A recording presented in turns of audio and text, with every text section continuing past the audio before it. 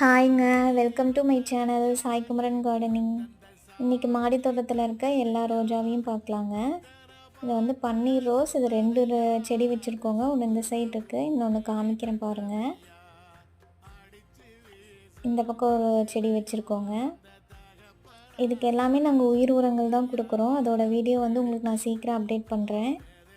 நான் வாங்கின உயிர் உரங்கள் எல்லாமே மிக்ஸ் பண்ணி வச்சுட்டேங்க. அதனால் உங்களுக்கு இப்போது வீடியோ போட்டால் தெளிவாக இருக்காது. ஸோ நான் மறுபடியும் வாங்கிட்டு உங்களுக்கு வீடியோ போடுறேன்.